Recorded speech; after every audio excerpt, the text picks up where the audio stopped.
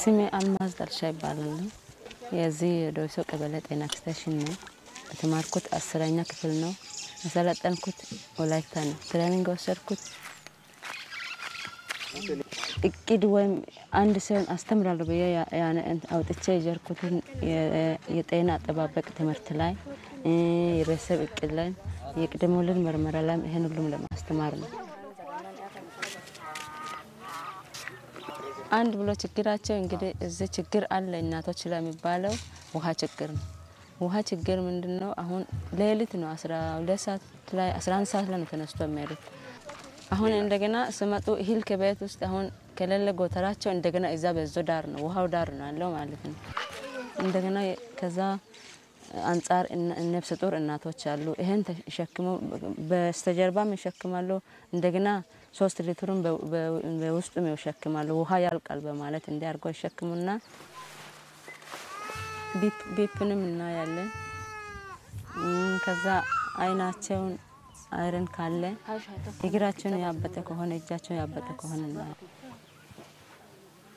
ከዛ በኋላ ወደ ምርመራ እንገባለን ማለት ነው ወዳቸው ውስጥ እንግዲህ ህፃኑ ትክክል ነው ተኛ ትክክል አይደለም የሞተ ህፃን ነው በነፍስ አለ የሚለው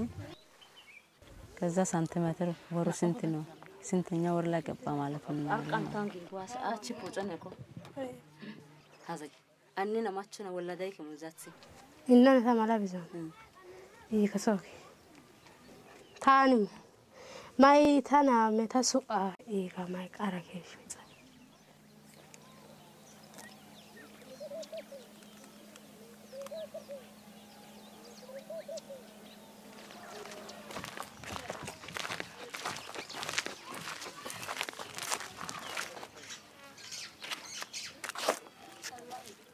ስመት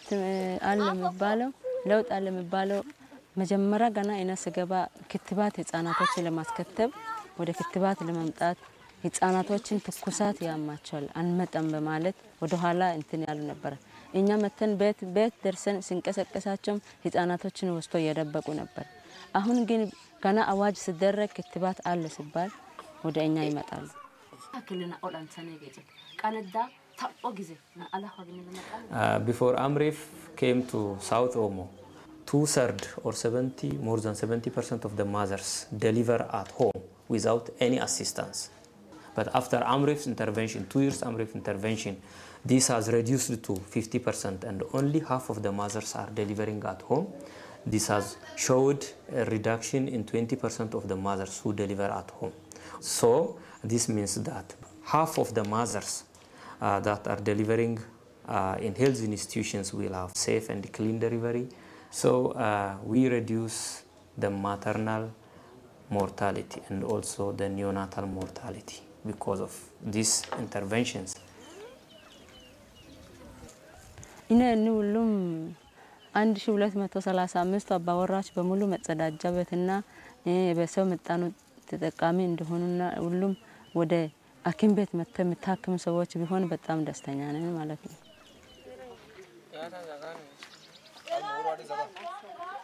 ከነጋር ሰው የለም አርመታ በተባስ ዝረጉት ምከ ኢዛውን ተማከላ ሾክ ነገር ተማባይ ማኮና ኢዛቤት ጫቲ ጉባኤ አፈለ መታበት ተባስታይ